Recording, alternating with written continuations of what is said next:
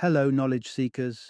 In this episode of 20-Minute Books, we explore The Heartbeat of Wounded Knee by David Treuer, an Ojibwe academic and novelist with a PhD in anthropology from the University of Michigan.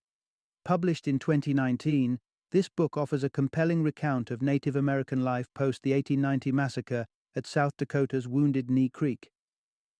Contrary to the common narrative of decline, Treuer illustrates a vibrant history of resilience and significant cultural milestones throughout the 20th century. This book is an essential read for history students, government officials seeking to understand indigenous cultures better, and anyone interested in the modern history of Native Americans. Join us as we delve into the vivid stories and pivotal events that challenge the obscured perceptions of Native American achievements and persistence.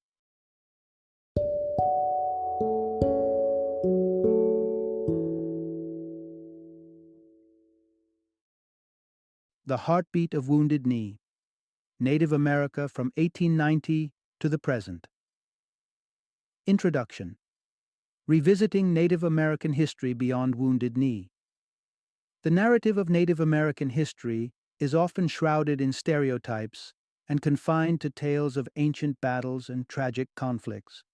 One such persistent myth is that their history ceased in 1890 after the devastating massacre at Wounded Knee Creek, where around 300 Lakota Indians were killed. This event has been misrepresented as the full stop to their rich and diverse stories, but this is far from the truth. Indeed, contrary to popular belief, the history of Native Americans didn't grind to a halt at the end of the 19th century. Rather, the 20th century heralded a series of both daunting challenges and remarkable achievements as Native communities navigated the complexities of modern America. This summary explores the resilience and adaptability of Native American tribes over the past 129 years, a journey marked by sorrow, but also by significant victories and cultural revival. Key themes that emerge include the harsh realities of Native American boarding schools, where children were systematically stripped of their cultural identities in an effort to assimilate them into mainstream American society. The transformative role of casinos, which, for many tribes, have not only bolstered economic development, but have also enabled reinvestment in community health, education, and cultural preservation. The empowering influence of social media, which has provided Native Americans a platform to share their stories, celebrate their heritage, and challenge the misconceptions about their communities. Join us in uncovering the continuing story of Native Americans, a story that spans beyond tragedy to embrace a dynamic present and a hopeful future. Part 1. The Enduring Spirit Beyond the 1890 Wounded Knee Massacre. On a chilling day of December 20th, 1890, the Miniconjou Lakota people, led by Chief Spotted Elk, undertook a perilous journey from South Dakota's Standing Rock Reservation to the safer confines of the Pine Ridge Reservation. This chapter of Native American history is anchored by turmoil, but even more so by the resilience of a people determined to safeguard their community amidst rising tensions. The immediate catalyst for their departure was a conflict that erupted when police tried to detain the Hunkpapa Lakota Chief Sitting Bull, a staunch advocate of the ghost dance, a spiritual movement believed to hold the power to restore indigenous lands and expel white settlers. The arrest turned violent, resulting in fatalities on both sides and heightening fears of further violent reprisals. This tense atmosphere compelled Chief Spotted Elk to relocate his people, a decision that led them straight into the jaws of an even graver danger. Upon their arrival at Wounded Knee Creek, the U.S. 7th Cavalry intercepted them, leading to an even more tragic confrontation. The events that unfolded on that fateful December morning began with a search for weapons in the Lakota camp, spiraled into chaos, and culminated in a brutal massacre that claimed the lives of 150 Native Americans, including women and children. This dark moment, however, did not mark the end of Native American history or spirit, as many have incorrectly claimed. The tragedy at Wounded Knee became a powerful symbol, one that has often been misrepresented as the narrative closure of Native American history. This misconception was further perpetuated by popular narratives like D. Brown's Bury My Heart at Wounded Knee, which framed the event as the tragic finale of the struggles between Native Americans and European settlers. Contrary to the notion of a defeated and diminished people, the centuries following Wounded Knee saw continual acts of resilience, adaptation, and cultural resurgence among Native American communities. This overview challenges the misconception of an extinguished Native American culture post 1890, unveiling a saga of survival, resistance, and renewal that defies the simplistic narratives of history books. Through these insights, we see not an end point, but a painful yet pivotal chapter in the ongoing story of Native American perseverance and revival. Part 2. The Dark Legacy of Native American Boarding Schools. In 1824, the establishment of the Bureau of Indian Affairs, BIA, marked the beginning of more structured interactions between the United States government and Native American tribes. Although originally portrayed as a facilitative agency for managing treaties and compensation from the government to various tribes, the BIA's actions often betrayed a different agenda, particularly regarding the education of Native American children. By the end of the 19th century, under the guise of a humanitarian effort to save Native American children from the supposed destitution of reservation life, the BIA initiated one of its most heinous policies, the creation of Native American boarding schools. Supported by a 1891 law, these institutions were designed not just to educate, but to systematically strip away the cultural identity of Native American children. Children, some as young as 4, were forcibly taken from their families and placed in distant schools to assimilate into Euro-American culture. This brutal uprooting and re-education process aimed to erode their connections to their tribal heritage and instill Western values, effectively controlling future generations. The template for these boarding schools was set by the Indian Industrial School in Carlisle, Pennsylvania, established in 1879. Carlisle's regimen was harsh and militaristic. Native children were made to abandon their traditional attire for Western clothes and were forced to cut their hair short, a profoundly distressing act for Lakota children, for whom hair cutting was a mourning ritual. Beyond the physical transformation, the erasure of cultural identity included banning the use of native languages, replacing them with English. Children caught speaking their mother tongues faced punishment, as severe as having their mouths washed out with soap. Carlisle and similar institutions also imposed rigid gender norms, alien to many native cultures, where roles such as warriors or religious leaders were often held by women. However, in these schools, girls were restricted to learning domestic skills like sewing and cooking, confining them to stereotypical roles within a patriarchal framework. Despite these oppressive measures, by the late 1930s, the compulsory boarding school programs began to wind down. Yet, a surprising outcome of this grim chapter was the emergence of a pan-Indian identity. As children from various tribes mingled, shared their experiences, and faced common adversities, they forged a unified sense of identity and community. This collective consciousness would later prove instrumental in their movements for civil rights and sovereign recognition in the centuries to come. Part 3. The devastating impact of U.S. land allotment policies on Native American territories. At the turn of the 20th century, alongside the troubling establishment of Native American boarding schools, another governmental policy dramatically reshaped the lives and lands of Native Americans: the policy of allotment under the Dawes Act of 1887. This act marked a significant departure from the traditional collective ownership of land by native tribes to an imposed system of individual land ownership. Historically, Native American tribes had a communal approach to land. It wasn't owned by individuals but was held collectively by the tribe. However, under the misbelief that communal land ownership led to poverty and stunted economic growth on reservations, the federal government decided to enforce a shift towards individualism and privatization. The Dawes Act allowed for tribal lands to be surveyed and divided into individual allotments.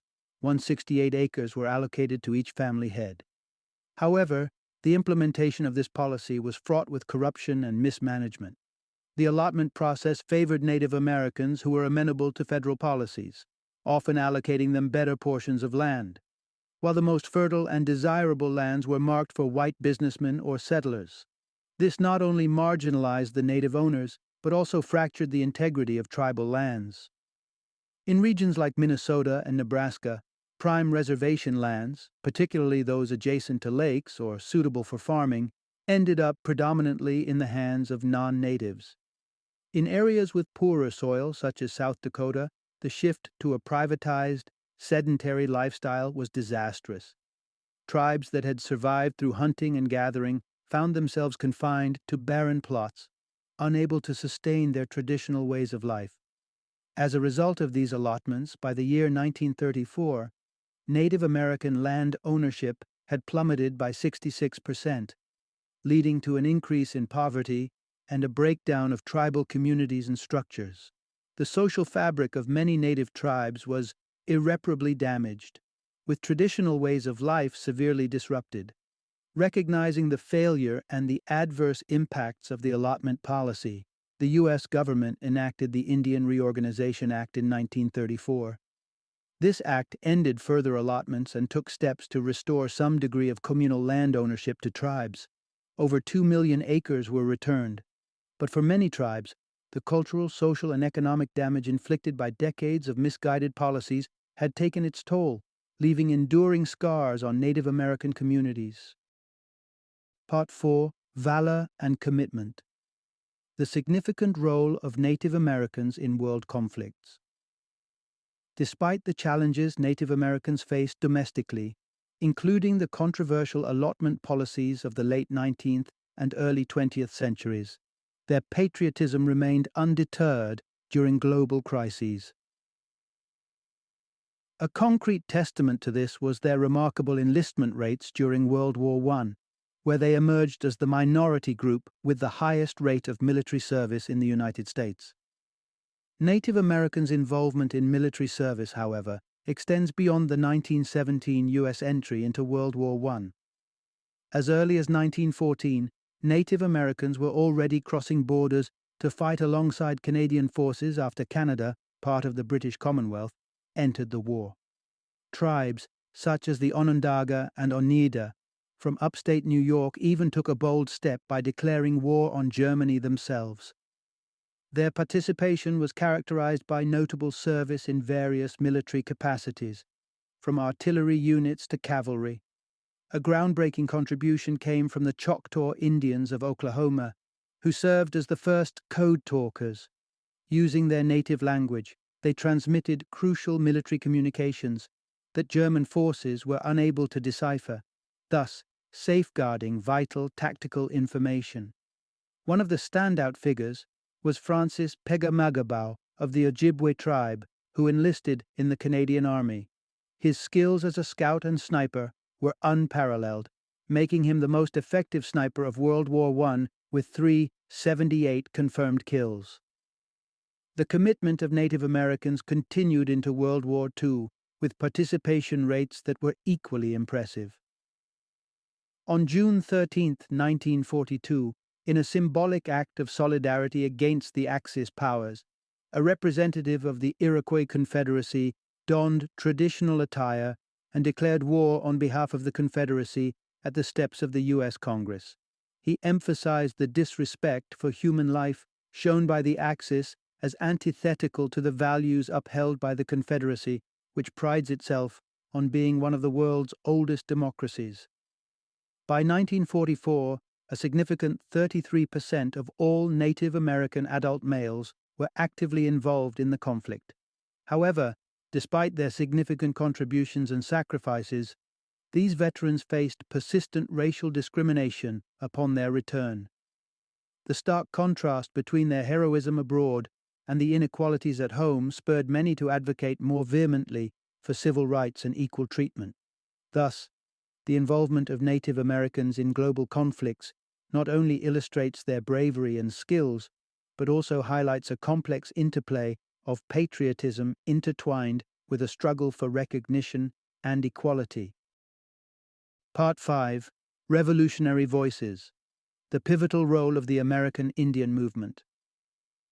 The decades following World War II saw waves of urban migration in the United States, profoundly affecting both the African American and Native American communities.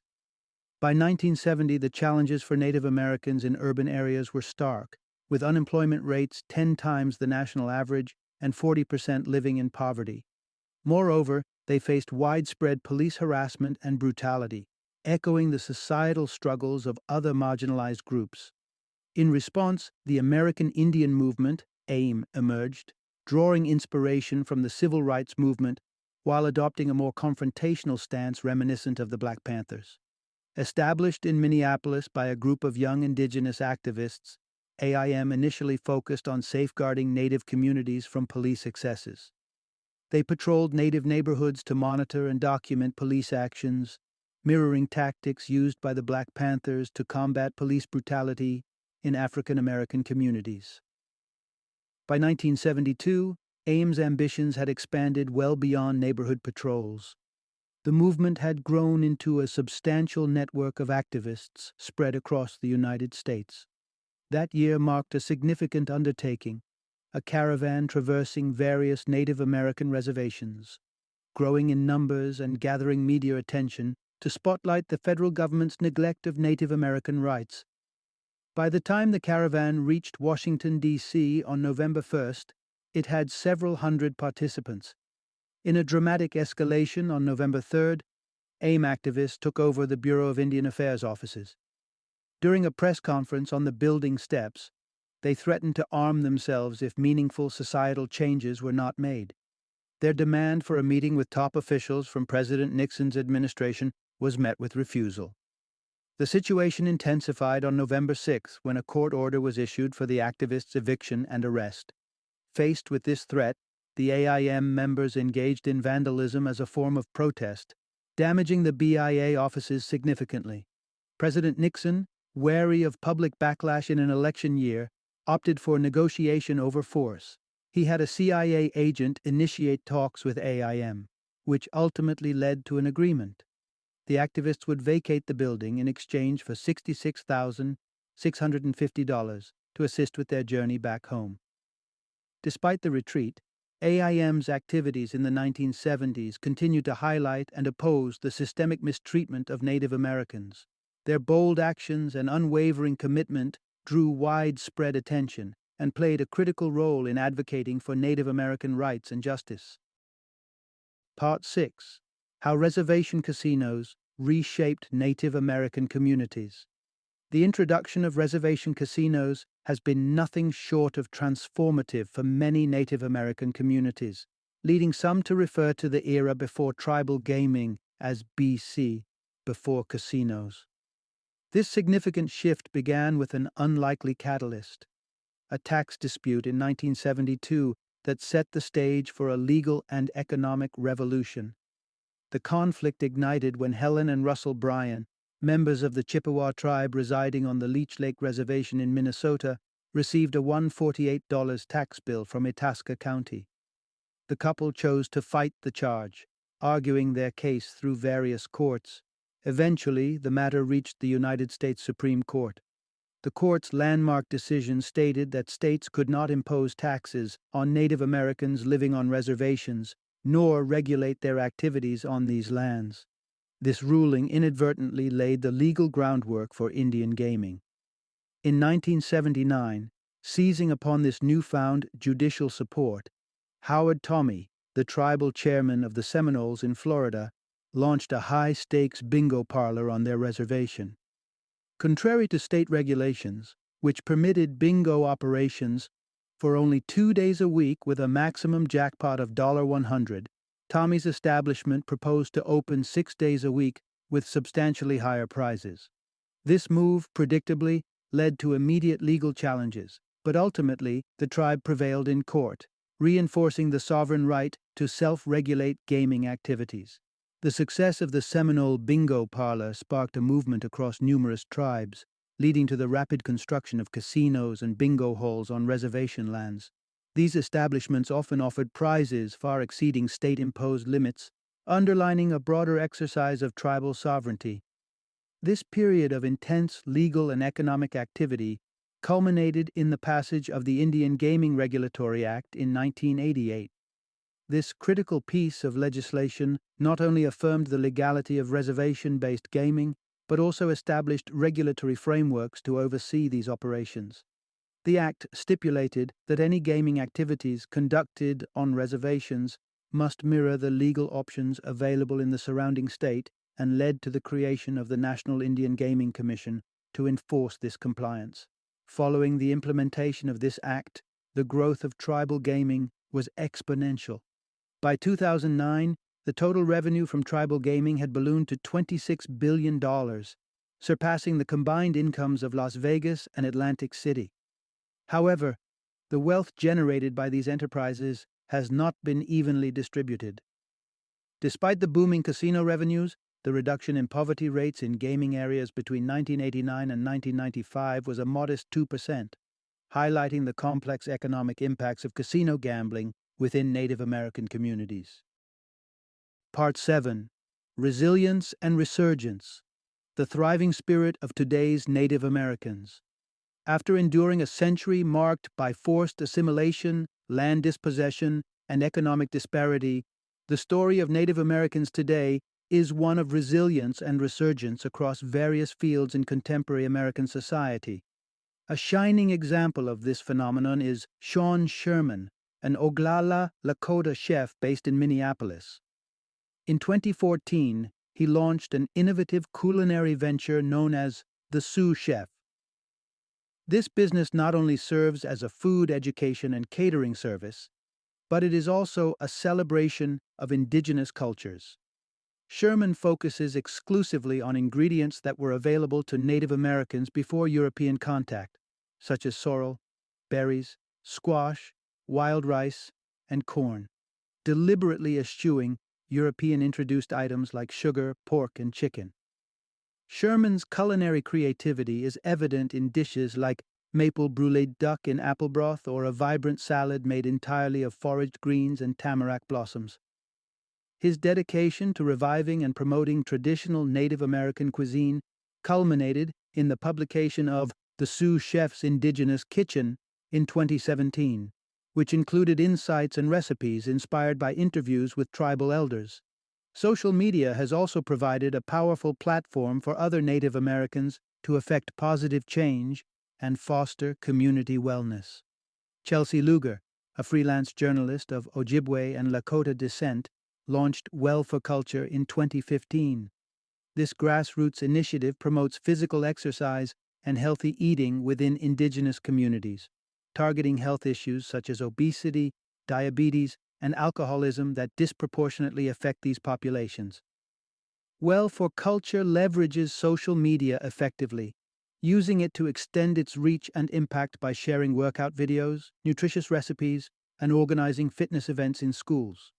Similarly, Sarah Howes, whose heritage is Ojibwe and Creek, uses her platform to promote fitness and health. Besides running House of Howes, a contemporary art and lifestyle store, Howes is an enthusiastic long-distance runner. She uses social media, particularly Facebook groups, to organize and inspire running groups, advocating running as a path to maintain fitness and well-being.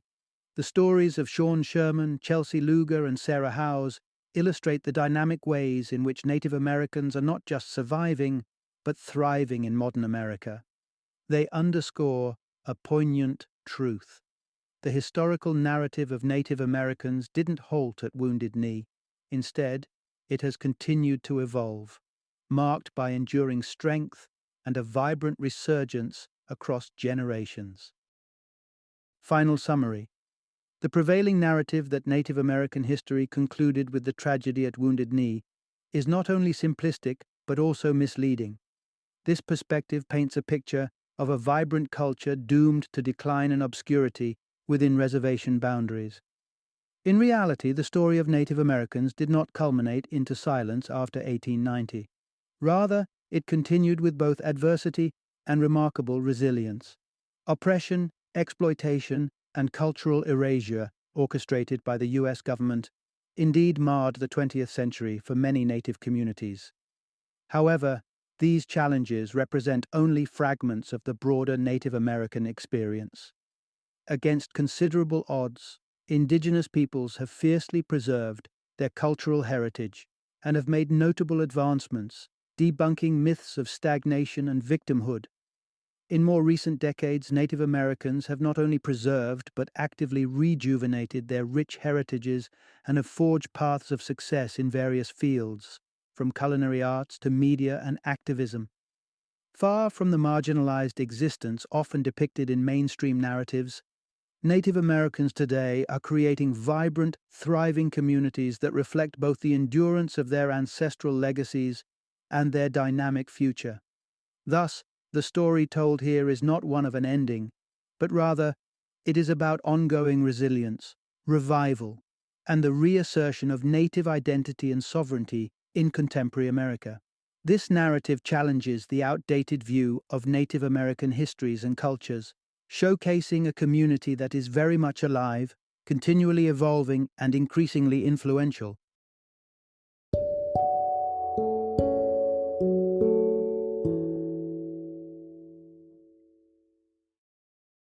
Thank you for joining me today on this journey of learning and discovery as we explored the insights of another thought-provoking book in our growing library of knowledge. If you've enjoyed our time together, please take a moment to follow our podcast, give us a 5-star rating, and share 20-minute books with other knowledge seekers. Your support truly means a lot.